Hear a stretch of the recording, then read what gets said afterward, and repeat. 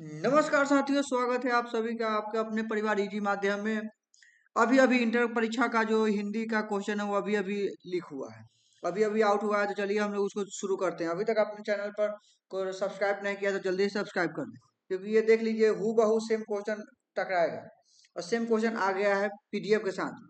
चलिए हम लोग शुरू करते देखते हैं। यहाँ देखिए विषय कोड बीच में दिया हुआ है, प्रश्न पुस्तिका संख्या भी दिया हुआ है इसमें देखिए।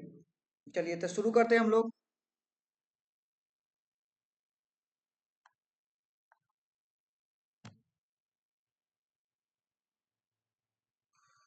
चलिए इसमें प्रश्न संख्या 1 से 100 तक के प्रत्येक प्रश्न के साथ 4 विकल्प दिए गए हैं, जिनमें से कोई एक सही है। इन 100 प्रश्नों में से किन्हीं 50 प्रश्नों को उत्तर देना है।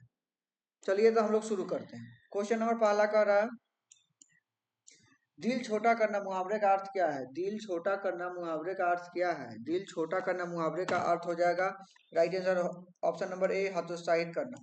नेक्स्ट क्वेश्चन, आंखों का तारा होना मुहावरे का अर्थ क्या है? आंखों का तारा होना मुहावरे का अर्थ क्या है? तो इसका राइट आंसर हो जाएगा ऑप्शन नंबर बी, प्रिय होना। आंखों का तारा होना मुहावरे का अर्थ है प्रिय होना। लाल पीला होना मुहावरे का अर्थ क्या है? लाल पीला होना मुहावरे का अर्थ क्या है? तो इसका राइट आंसर हो जाएगा ऑप्शन नंबर सी, क्रोध होना। नेक्स्ट क्वेश्चन, गोद में सोने वाला, गोद में सोने वाला डैश के लिए एक शब्द है। गोद में सोने वाला डैश के लिए एक शब्द है, तो इसका राइट आंसर हो जाएगा ऑप्शन नंबर सी, अकंसाई। नेक्स्ट क्वेश्चन, शिक्षा शब्द है, शिक्षा शब्द है, तो इसका राइट आंसर हो जाएगा ऑप्शन नंबर बी, स्त्रीलिंग। शिक्षा शब्द है स्त्रीलिंग, शिक्षा शब्द है स्त्रीलिंग। नेक्स्ट क्वेश्चन, क्वेश्चन नंबर 6, सभा शब्द है, सभा शब्द है, तो इसका राइट आंसर हो जाएगा ऑप्शन नंबर बी, स्त्रीलिंग। सभा शब्द है स्त्रीलिंग, सभा शब्द है स्त्रीलिंग। नेक्स्ट क्वेश्चन, क्वेश्चन नंबर 7, परीक्षा शब्द है, परीक्षा शब्द क्या है? परीक्षा शब्द क्या है? तो इसका राइट आंसर हो जाएगा ऑप्शन नंबर बी, स्त्रीलिंग, स्त्रीलिंग। परीक्षा शब्द है स्त्रीलिंग। घी शब्द क्या है? घी शब्द है, तो इसका राइट आंसर हो जाएगा ऑप्शन नंबर ए, पुल्लिंग। घी शब्द है, ऑप्शन नंबर ए, पुल्लिंग। क्वेश्चन नंबर 9, वचन के कितने भेद है? वचन के कितने भेद है? तो इसका राइट आंसर हो जाएगा ऑप्शन नंबर सी, 2। वचन के कितने भेद है? तो वचन के 2 भेद है। वचन के कितने भेद है? वचन के 2 भेद है। क्वेश्चन नंबर 10, अग्नि का पर्यायवाची शब्द क्या है? अग्नि का पर्यायवाची शब्द क्या है? अग्नि का पर्यायवाची शब्द क्या है? तो इसका राइट आंसर हो जाएगा ऑप्शन नंबर डी, पावक। अग्नि का पर्यायवाची शब्द क्या है? तो इसका राइट आंसर हो जाएगा ऑप्शन नंबर डी, पावक, पावक। कमल का पर्यायवाची शब्द क्या है? कमल का पर्यायवाची शब्द क्या है? तो इसका राइट आंसर हो जाएगा ऑप्शन नंबर बी, सरोज। कमल का पर्यायवाची शब्द क्या है? तो इसका राइट आंसर हो जाएगा ऑप्शन नंबर बी, पर्याय, सरोज। क्वेश्चन नंबर 12, जो बहुत बोलता हो, डैश के लिए एक शब्द है, जो बहुत बोलता हो, उसके उसका राइट आंसर हो जाएगा ऑप्शन नंबर ए, वाचाल।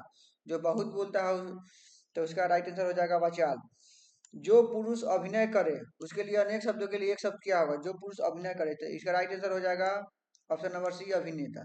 नेक्स्ट क्वेश्चन, जल में रहने वाली सेना, डैश के लिए एक शब्द है, जल में रहने वाली सेना, डैश के लिए एक शब्द है, तो इसका राइट आंसर हो जाएगा ऑप्शन नंबर सी, नौसेना। नौसेना कहाँ रहती है? जल में रहती है। नेक्स्ट क्वेश्चन, तीव्र बुद्धि वाला मतलब तेज बुद्धि वाला को क्या बोलते हैं? कुशाग्र बुद्धि। तेज बुद्धि वाला को क्या बोलते हैं? कुशाग्र बुद्धि। Next question, question number 16, Kamal Nayan शब्द में कौन सा समास है? कमल नयन शब्द में कौन समास है? कमल नयन शब्द में कौन समास है? तो इसका राइट आंसर हो जाएगा option number B, कर्मधारय, कर्मधारय। Kamal Nayan में कौन सा समास है? तो इसका राइट आंसर हो जाएगा ऑप्शन नंबर बी, कर्मधारय। आजीवन शब्द में कौन समास है? आजीवन शब्द में कौन समास है? तो इसका राइट आंसर हो जाएगा ऑप्शन नंबर ए, अव्ययी भाव। आजीवन शब्द में कौन समास है? तो इसका राइट आंसर हो जाएगा ऑप्शन नंबर ए, अव्ययी भाव। अग्रज अनुज शब्द में कौन सा समास है? अग्रज अनुज में कौन सा समास है? अग्रज अनुज में कौन सा समास है? तो इसका राइट आंसर हो जाएगा ऑप्शन नंबर बी, द्वंद समास। अग्रज अनुज, इसमें देखिए योजक चिन्ह दिया हुआ है, इसके वजह से इसमें द्वंद समास हो जाएगा। क्वेश्चन नंबर 19, नवरत्न शब्द में, नवरत्न शब्द में कौन समास है? नवरत्न शब्द में कौन सा समास है? तो इसका राइट आंसर हो जाएगा ऑप्शन नंबर डी, द्विगु, द्विगु। नवरत्न शब्द में कौन सा समास है? तो इसका राइट आंसर हो जाएगा ऑप्शन नंबर डी, द्विगु। आयुष्मान, आयुष्मान का पर्यायवाची शब्द क्या है? आयुष्मान का पर्यायवाची शब्द क्या है? तो इसका राइट आंसर हो जाएगा ऑप्शन नंबर बी, चिरंजीवी। आयुष्मान का पर्यायवाची शब्द क्या है? तो इसका राइट आंसर हो जाएगा ऑप्शन नंबर बी, चिरंजीवी। पृथ्वी का पर्यायवाची शब्द क्या है? पृथ्वी का पर्यायवाची शब्द क्या है? पृथ्वी का पर्यायवाची शब्द क्या है? तो इसका राइट आंसर हो जाएगा ऑप्शन नंबर बी, भूमि। दोस्तों अभी तक चैनल को आपने सब्सक्राइब नहीं किया तो जल्दी से चैनल को सब्सक्राइब कर, जिससे आगे आने वाले एग्जाम की सारी क्वेश्चन आपको इसी तरह वायरल क्वेश्चन हम आपको प्रोवाइड करते हैं। चलिए नेक्स्ट क्वेश्चन, क्वेश्चन नंबर 22, संधि के कितने भेद होते हैं? संधि के कितने भेद होते हैं? तो इसका राइट आंसर हो जाएगा ऑप्शन नंबर सी, 3 भेद होते हैं। संधि के 3 भेद होते हैं। संधि के कितने भेद होते हैं? संधि के 3 भेद होते हैं।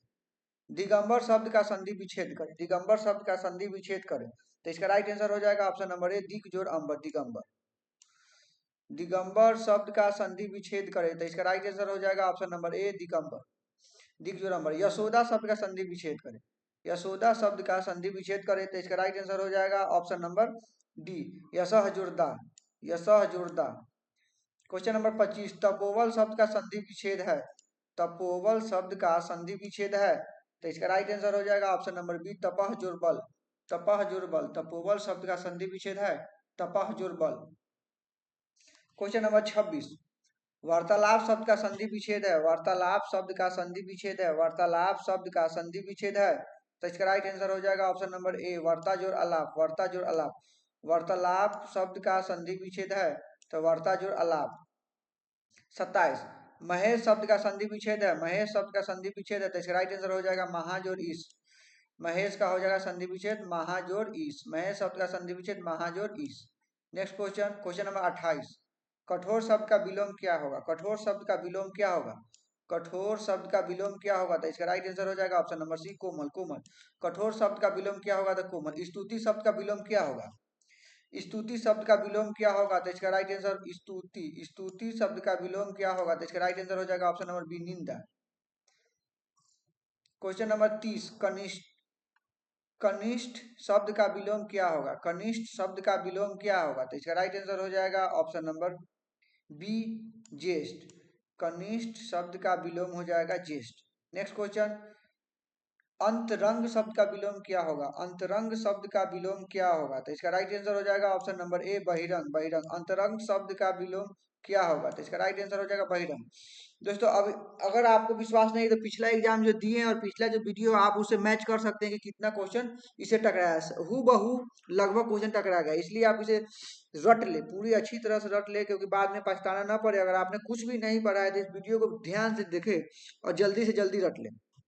क्वेश्चन नंबर 32, तिमिर शब्द का विलोम क्या होगा? तिमिर शब्द का विलोम क्या होगा? तो इसका राइट आंसर हो जाएगा ऑप्शन नंबर सी, प्रकाश। तिमिर शब्द का विलोम क्या होगा? प्रकाश। कृष्ण शब्द का विलोम क्या होगा? क्वेश्चन नंबर 33 कह रहा है कृष्ण शब्द का विलोम क्या होगा? तो इसका राइट आंसर हो जाएगा ऑप्शन नंबर बी, शुक्ल। कृष्ण शब्द का विलोम हो जाएगा शुक्ल। नेक्स्ट क्वेश्चन, विज्ञान शब्द में कौन में उपसर्ग कौन है? विज्ञान शब्द में उपसर्ग कौन है? देखिए उपसर्ग और प्रत्यय में क्या है, देखिए उपसर्ग, उपसर्ग का मतलब ऊ से ऊपर, ऊपर मतलब पहले वाला, तो विज्ञान में कौन सा शब्द पहले आया है? तो बी, तो 34 का राइट आंसर हो जाएगा ऑप्शन नंबर बी। फिर इसमें देखिए पुरातन, उपसर्ग, उपसर्ग का हम क्या बताए हैं?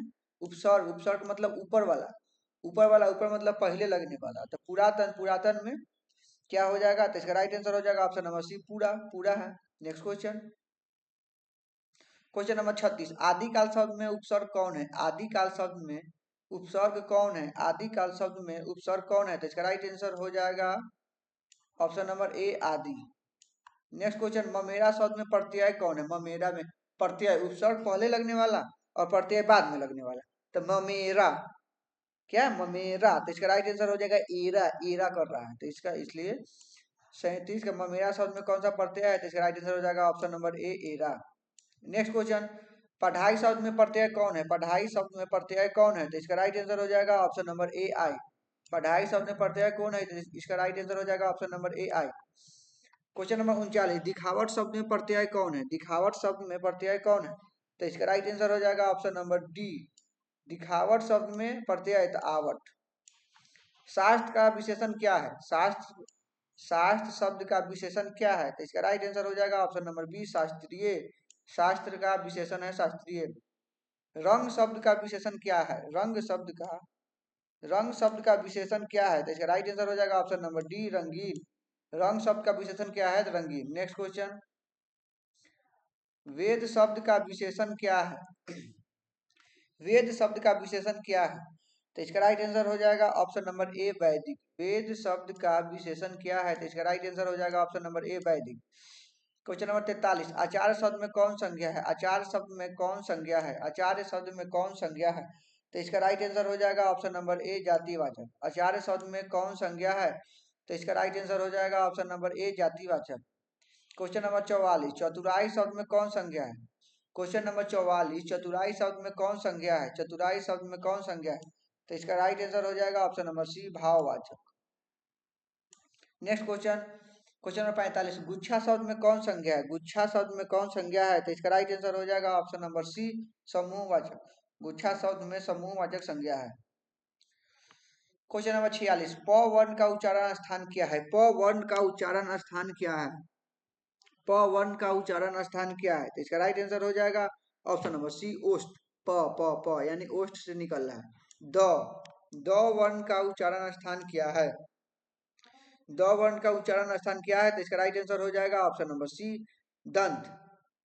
नेक्स्ट क्वेश्चन, दोस्तों अभी तक ने अपने चैनल को सब्सक्राइब नहीं किया तो जल्दी से चैनल को सब्सक्राइब कर दें और बेल आइकन को दबा दें। और वीडियो को अच्छा है तो लाइक जरूर करें, क्योंकि ये एग्जाम में पूरी तरह से टकराने वाला क्वेश्चन है। चलिए नेक्स्ट क्वेश्चन, क वर्ण का उच्चारण स्थान है। क वर्ण का उच्चारण स्थान है। क वर्ण का उच्चारण स्थान है। तो इसका राइट आंसर हो जाएगा ऑप्शन नंबर डी कंठ। क वर्ण का उच्चारण स्थान है कंठ। क वर्ण का उच्चारण स्थान है कंठ। कारक के कितने भेद होते हैं? कारक के कितने भेद होते हैं? तो इसका राइट आंसर हो जाएगा ऑप्शन नंबर सी 8। कारक के कितने भेद होते हैं? 8 भेद होते हैं। कारक के कितने भेद होते हैं? 8 भेद होते हैं। चलिए, पेड़ से पत्ते गिरते हैं किस प्रकार का उदाहरण है? 50 नंबर क्वेश्चन कह रहा है पेड़ से पत्ते गिरते हैं किस प्रकार का उदाहरण है? तो इसका राइट आंसर हो जाएगा ऑप्शन नंबर सी अपादान। अपादान है जो पेड़ से पत्ते गिरते हैं किस प्रकार का उदाहरण है? अपादान। कारक, करण कारक का चिन्ह क्या है? करण कारक का चिन्ह क्या है? करण कारक का चिन्ह क्या है?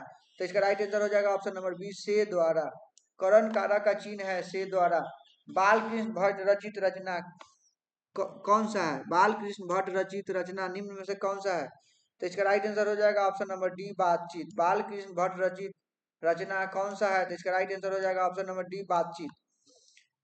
क्वेश्चन नंबर 53, सूबेदारनी की शीर्षक कहानी की पत्रा है। सूबेदारनी की शीर्षक कहानी की पत्रा है। तो इसका राइट आंसर हो जाएगा ऑप्शन नंबर सी उसने कहा था।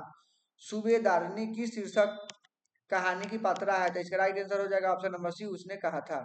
नेक्स्ट क्वेश्चन, अब हम लोग किताब वाला क्वेश्चन देखने जा रहे हैं। उसने कहा था किस प्रकार की कहानी है? उसने कहा था किस प्रकार की कहानी है? तो इसका राइट आंसर हो जाएगा ऑप्शन नंबर ए चरित्र प्रधान। उसने कहा था किस प्रकार की कहानी है? तो इसका राइट आंसर हो जाएगा ऑप्शन नंबर ए चरित्र प्रधान।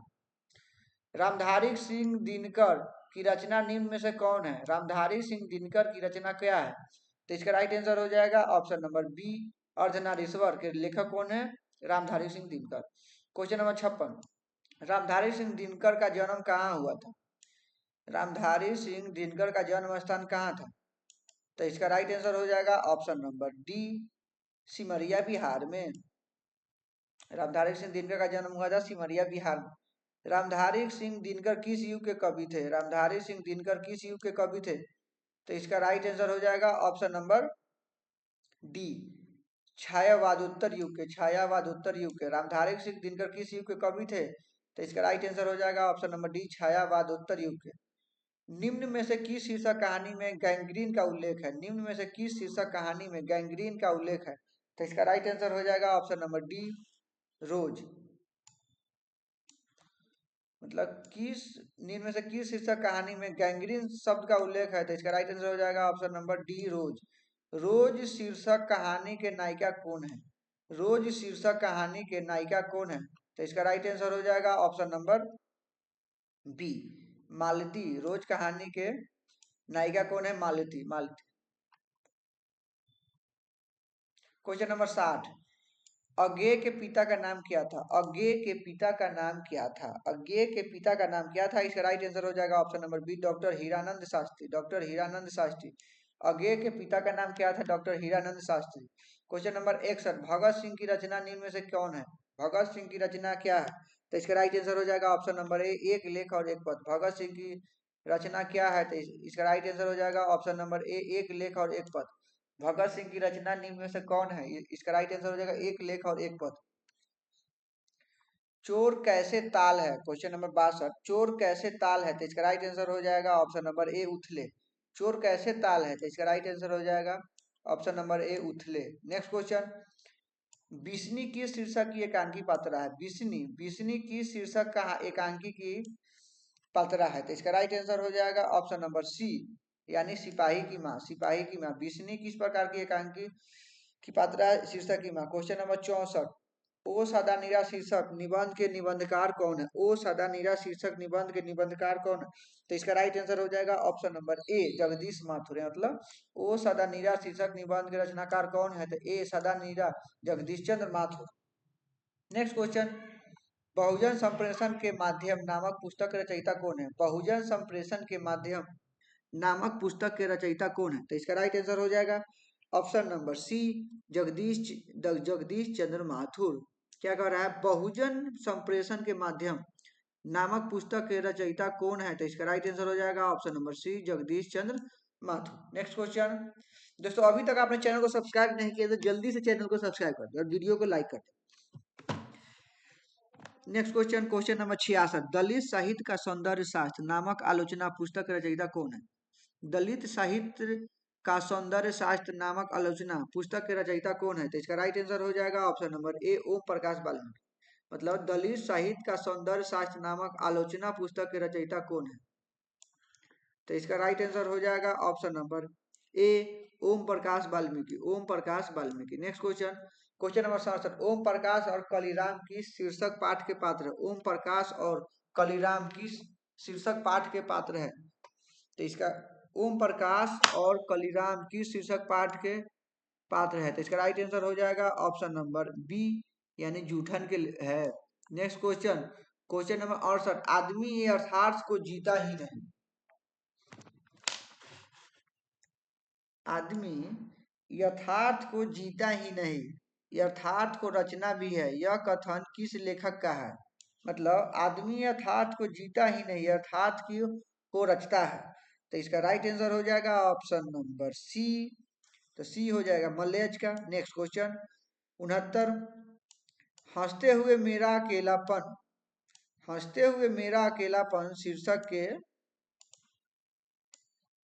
पाठ के लेखक कौन है, हंसते हुए मेरा अकेलापन शीर्षक पाठ के लेखक कौन है, तो इसका राइट आंसर हो जाएगा ऑप्शन नंबर, इसका राइट आंसर हो जाएगा option number B Malayaj. Next question, Tirichh शीर्षक कहानी के किस प्रकार की रचना है, तिरिक्ष शीर्षक कहानी किस प्रकार की रचना है, तिरिक्ष शीर्षक कहानी किस प्रकार की रचना है, तो इसका राइट आंसर हो जाएगा ऑप्शन नंबर बी जादुई यथार्थवादी, जादुई यथार्थवादी।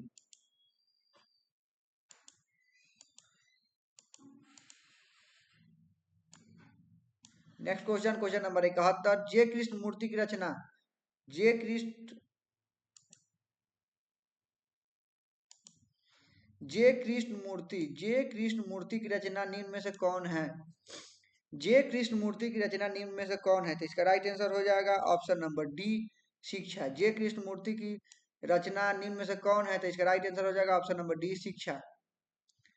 72, लीड बेटर के अनुसार जे कृष्ण मूर्ति क्या थे, लीड बेटर के अनुसार जे कृष्ण मूर्ति क्या थे, लीड बेटर के अनुसार जे कृष्ण मूर्ति क्या थे, तो इसका राइट आंसर हो जाएगा ऑप्शन नंबर बी विश्व शिक्षक, विश्व शिक्षक। लीड बेटर के अनुसार जे कृष्ण मूर्ति क्या थे, विश्व शिक्षक। क्वेश्चन नंबर 73, ओरांव भाषा में धांगर शब्द का क्या अर्थ है, ओरांव भाषा में धांगर शब्द का क्या अर्थ है, तो इसका राइट आंसर हो जाएगा ऑप्शन नंबर ए भारे का मजदूर, भारे का मजदूर। Next question, question number 74, Gandak नदी की चर्चा किस शीर्षक पाठ में है, गंडक नदी की चर्चा किस शीर्षक पाठ में है, गंडक नदी की चर्चा किस शीर्षक पाठ में है, तो इसका राइट आंसर हो जाएगा ऑप्शन नंबर बी ओ सदा नीरा में, ओ सदा नीरा में गंडक नदी की चर्चा किस शीर्षक पाठ में है, तो इसका राइट आंसर हो जाएगा ऑप्शन नंबर बी ओ सदा नीरा में। Next question, question number 75, Ramdhari Singh Dinkar किस विद्यालय में उप कुलपति के पद पर आसीन रहे हैं, रामधारी सिंह दिनकर किस विश्वविद्यालय में उप कुलपति के पद पर आसीन रहे हैं, तो इसका राइट आंसर हो जाएगा ऑप्शन नंबर सी भागलपुर विश्वविद्यालय, भागलपुर विश्वविद्यालय। रामधारी सिंह दिनकर किस विद्यालय के उपकुलपति थे भागलपुर विश्वविद्यालय के। Next question, question number 76, Ardhanarishwar शीर्षक पाठ हिंदी साहित्य की कौन विद्या है? अर्धनारीश्वर शीर्षक पाठ हिंदी साहित्य की कौन विद्या है? तो इसका राइट आंसर हो जाएगा ऑप्शन नंबर सी, निबंध। क्वेश्चन नंबर 77, स्पीच का उद्देश्य सुनने वालों के मन में जोश और उत्साह पैदा कर देता है, यह उक्ति क्या है? मतलब स्पीच का उद्देश्य सुनने वालों के मन में जोश और उत्साह पैदा कर देना है। तो इसका राइट आंसर हो जाएगा ऑप्शन नंबर डी, बालकृष्ण भटकी, बालकृष्ण भटकी। नेक्स्ट क्वेश्चन, दोस्तों अभी तक आपने चैनल को सब्सक्राइब नहीं किया है तो जल्दी से चैनल को सब्सक्राइब कर दे और वीडियो को लाइक कर। नेक्स्ट क्वेश्चन, क्वेश्चन नंबर 78, प्रकृति वर्णन से संबंधित है, प्रकृति वर्णन से संबंधित है, प्रकृति वर्णन से संबंधित है। तो इसका राइट आंसर हो जाएगा ऑप्शन नंबर बी, उषा। प्रकृति वर्णन से संबंधित है, तो इसका राइट आंसर हो जाएगा option number B, Usha. Question number 79, कवियों का कवि किसे कहा जाता है? कवियों का कवि किसे कहा जाता है? तो इसका राइट आंसर हो जाएगा ऑप्शन नंबर ए, शमशेद बहादुर सिंह को। कवियों का कवि किसे कहा जाता है? ए, शमशेद बहादुर सिंह को। 80, क्वेश्चन नंबर 80, मुक्ति बोध का पूरा नाम क्या है? मुक्ति बोध का पूरा नाम क्या है? मुक्ति बोध का पूरा नाम क्या है? तो इसका राइट आंसर हो जाएगा गजानन माधव मुक्ति बोध, गजानन माधव मुक्ति बोध। मुक्ति बोध का पूरा नाम क्या है? तो इसका राइट आंसर हो जाएगा option number C, Gajanan Madhav Muktibodh. Gyanendra पति किस प्रशासनिक पद पर कार्यरत थे? ज्ञानेंद्र पति किस प्रशासनिक पद पर कार्यरत थे? तो इसका राइट आंसर हो जाएगा ऑप्शन नंबर बी, कारा अधीक्षक, कारा अधीक्षक, कारा अधीक्षक पर। ज्ञानेंद्र किस प्रशासनिक पद पर कार्यरत थे? तो इसका राइट आंसर हो जाएगा ऑप्शन नंबर बी, कारा अधीक्षक पे। क्वेश्चन नंबर 82, गांव का घर शीर्षक कविता के कवि कौन है? गांव का घर शीर्षक कविता के कवि कौन है? तो इसका राइट आंसर हो जाएगा ऑप्शन नंबर डी, ज्ञानेंद्र पति। Next question, question number 83, Usha शीर्षक कविता के कवि कौन है? उषा शीर्षक कविता के कवि कौन है? तो इसका राइट आंसर हो जाएगा option number B, Shamsher Bahadur Singh, Shamsher Bahadur Singh. Next question, question number 84, Tulsidas का जन्म कहाँ हुआ था? तुलसीदास का जन्म कहाँ हुआ था? दोस्तों अभी तक आपने चैनल को सब्सक्राइब नहीं किया तो जल्दी से चैनल को सब्सक्राइब कर, क्योंकि ये वायरल क्वेश्चन है और यही एग्जाम में हूबहू आपको देखने को मिलेगा, क्योंकि हमने इंग्लिश और जो जियोग्राफी का वो दिया है वो सेम सेम टकराया है, इसलिए आप इसे मिस मत करें। क्वेश्चन नंबर 84, तुलसीदास का जन्म कहाँ हुआ था? तुलसीदास का जन्म कहाँ हुआ था? तो इसका राइट आंसर हो जाएगा option number A, Rajapur Banda Uttar Pradesh में, राजापुर बांदा उत्तर प्रदेश में, राजापुर बांदा उत्तर प्रदेश में। 85, कवि भूषण की कविता में कौन रस पाया जाता है? कवि भूषण की कविता में कौन रस पाया जाता है? कवि भूषण की कविता में कौन रस पाया जाता है? तो इसका राइट आंसर हो जाएगा ऑप्शन नंबर सी, वीर रस। कवि भूषण की कविता में कौन रस पाया जाता है? तो इसका राइट आंसर हो जाएगा वीर रस। जयशंकर प्रसाद रचित महाकाव्य निम्न में से क्या है? जयशंकर प्रसाद रचित महाकाव्य निम्न में से कौन है? तो इसका राइट आंसर हो जाएगा ऑप्शन नंबर ए, कामयानी, कामयानी, कामयानी। सुभद्रा कुमारी चौहान का जन्म कहाँ हुआ था? सुभद्रा कुमारी चौहान का जन्म कहाँ है? सुभद्रा कुमारी चौहान का जन्म कहाँ हुआ है? तो इसका राइट आंसर हो जाएगा ऑप्शन नंबर डी, निहालपुर में, निहालपुर में। सुभद्रा कुमारी चौहान का जन्म कहाँ हुआ है? तो इसका राइट आंसर हो जाएगा ऑप्शन नंबर डी, निहालपुर में। नेक्स्ट क्वेश्चन, क्वेश्चन नंबर 88, पुत्र वियोग शीर्षक कविता के कवियत्री कौन है? पुत्र वियोग, पुत्र वियोग शीर्षक कविता के कवियत्री कौन है? पुत्र वियोग शीर्षक कविता के कवियत्री कौन है? तो इसका राइट आंसर हो जाएगा ऑप्शन नंबर ए, सुभद्रा कुमारी चौहान। पुत्र कवित्र के है, मेरा खोया हुआ खिलौना, मेरा खोया हुआ खिलौना अब तक मेरे पास न आया। मेरा खोया हुआ खिलौना अब तक मेरे पास न आया, यह पंक्ति किस शीर्षक कविता की है? तो इसका राइट आंसर हो जाएगा ऑप्शन नंबर ए, पुत्र वियोग की, पुत्र वियोग की। मेरा खोया हुआ खिलौना अब तक मेरे पास न आया, यह पंक्ति किस प्रकार शीर्षक कविता की है? पुत्र वियोग की। क्वेश्चन नंबर 90, पंचायती राज में जैसे खो गए पंच परमेश्वर, यह पंक्ति किस शीर्षक कविता की है? पंचायती राज में जैसे खो गए पंच परमेश्वर, यह पंक्ति किस शीर्षक कविता के है, तो इसका राइट आंसर हो जाएगा ऑप्शन नंबर सी, गांव का घर की। पंचायती राज में जैसे खो गए पंच परमेश्वर, यह किस शीर्षक कविता की है? गांव का घर। प्यारे नन्हे, क्वेश्चन नंबर 91, प्यारे नन्हे बेटे को शीर्षक कविता का नायक कहाँ का रहने वाला है? प्यारे नन्हे बेटे को शीर्षक कविता का नायक कहाँ का रहने वाला है? तो इसका राइट आंसर हो जाएगा option number A, Bhilai Chhattisgarh का। नेक्स्ट क्वेश्चन, क्वेश्चन नंबर 92, दानव दुरात्मा एक मानव की आत्मा, दानव दुरात्मा एक मानव की आत्मा एक, यह पंक्ति किस शीर्षक कविता की है? तो इसका राइट आंसर हो जाएगा ऑप्शन नंबर सी, जन जन का चेहरा एक की, जन जन का चेहरा एक की। क्वेश्चन नंबर 93, छत्रसाल दर्शक शीर्षक कृति के रचनाकार है? छत्रसाल शीर्षक, छत्रसाल शीर्षक कवि के छत्रसाल दर्शक शीर्षक कृति के रचनाकार है, छत्रसाल दर्शक शीर्षक कृति के रचनाकार है, तो इसका राइट आंसर हो जाएगा option number D, Bhushan Bhushan Bhushan. Question number 94, कवि जायसी की रचना निम्न में से क्या है? कवि जायसी की रचना क्या है? कवि जायसी की रचना क्या है? तो इसका राइट आंसर हो जाएगा ऑप्शन नंबर बी, करबक। करबक, कवि जायसी की रचना क्या है? तो करबक। चित्रलेखा नामक रचना के रचयिता कौन है? चित्रलेखा नामक रचना के रचयिता कौन है? तो इसका राइट आंसर हो जाएगा ऑप्शन नंबर डी, जायसी जायसी जायसी। चित्रलेखक नामक रचना के रचयिता जायसी। क्वेश्चन नंबर 96, जायसी किस भक्ति शाखा के कवि है? जायसी किस भक्ति शाखा के कवि है? तो इसका राइट आंसर हो जाएगा ऑप्शन नंबर ए, प्रेम मार्गी। प्रेम मार्गी, जायसी किस भक्ति शाखा के कवि है? तो प्रेम मार्गी। सूरदास किस काल के कवि है? सूरदास किस काल के कवि है? सूरदास किस काल के कवि है? तो इसका राइट आंसर हो जाएगा ऑप्शन नंबर बी, भक्ति काल के। सूरदास किस काल के कवि है? सूरदास भक्ति काल के कवि है। नेक्स्ट क्वेश्चन, क्वेश्चन नंबर 98, पाठ्य पुस्तक में सूरदास रचित पद कहाँ से संकलित है? जो पाठ्य पुस्तक में सूरदास रचित पद कहाँ से संकलित किया गया है? तो इसका राइट आंसर हो जाएगा ऑप्शन नंबर बी, सुरसागर से, सुरसागर से, सुरसागर से। नेक्स्ट क्वेश्चन, तुलसीदास रचित सर्वश्रेष्ठ महाकाव्य है? तुलसीदास रचित सर्वश्रेष्ठ महाकाव्य है, तो इसका राइट आंसर हो जाएगा option number B, Ramcharitmanas. Ramcharitmanas Tulsidas रचित सर्वश्रेष्ठ महाकाव्य है, तो इसका राइट आंसर हो जाएगा ऑप्शन नंबर बी, रामचरितमानस। निम्न में से लोकनायक किसे कहते हैं? और ये आज का प्रश्न है दोस्तों। अभी तक आपने चैनल को सब्सक्राइब नहीं किया तो जल्दी सब्सक्राइब कर दें और इस ऑब्जेक्टिव को जितने हमने अभी कराया उसको रट ले। तो निम्न में से लोकनायक कहे जाते हैं, तो इसका राइट आंसर हो जाएगा option number A, Jayaprakash Narayan. Jayaprakash Narayan. तो चलिए हम लोग ऑब्जेक्टिव तो हम लोग देख लिए, अब खंड बी भी देख लिया, जो विषयनिष्ठ प्रश्न है। निम्नलिखित में से किसी विषय पर एक पर निबंध लिखना है, या आप लिख सकते हैं मेरे प्रिय, रचनाकार, या छात्र जीवन, या हमारा त्योहार, या प्राकृतिक संसाधन, या मोबाइल आधुनिक, या 6 में प्रदूषण। प्रदूषण तो खैर हर साल रहता है। नेक्स्ट क्वेश्चन, नेक्स्ट कर रहा है, इसमें 2 का ही उत्तर देना है, 4 में से केवल आपको 2 का ही उत्तर देना है। देख लीजिए क्वेश्चन, देख लीजिए, आप लोग पढ़ लीजिएगा और इसको रिवाइज कर लीजिएगा। तो आगे हम लोग चलते हैं।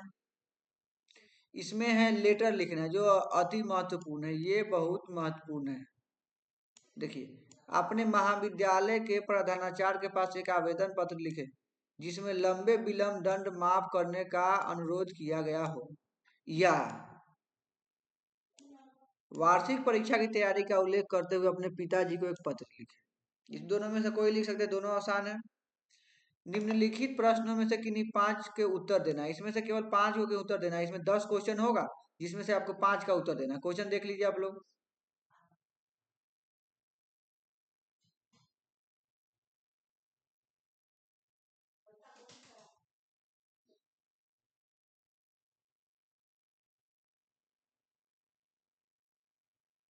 अब हम लोग दीर्घ उत्तरीय प्रश्न पर देख लेते हैं। दीर्घ उत्तरीय प्रश्न देख लीजिए।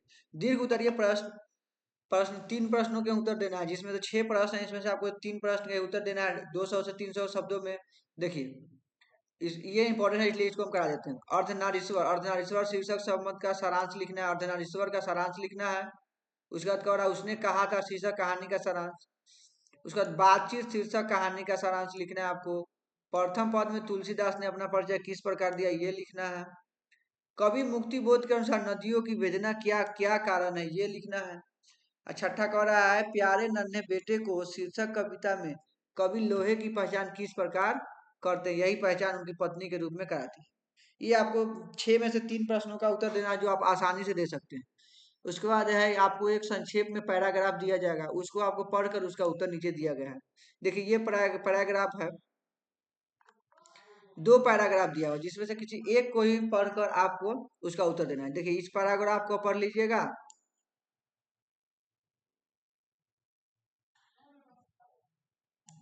इस पैराग्राफ को आप पढ़ लीजिएगा, उसके बाद इसका उत्तर आप लोग दीजिएगा। देखिए फिर उसका ये दूसरा पैराग्राफ है, अनुशासन की आवश्यकता छात्र जीवन के लिए सबसे अधिक है, ये वाला है। और इसका इसका इसका आंसर आप लोग को देना है। चलिए धन्यवाद। चैनल को अभी तक आपने सब्सक्राइब नहीं किया है तो जल्दी से चैनल को सब्सक्राइब कर दे और लाइक कर दे और बेल आइकन को भी दबा दे। थैंक यू, धन्यवाद।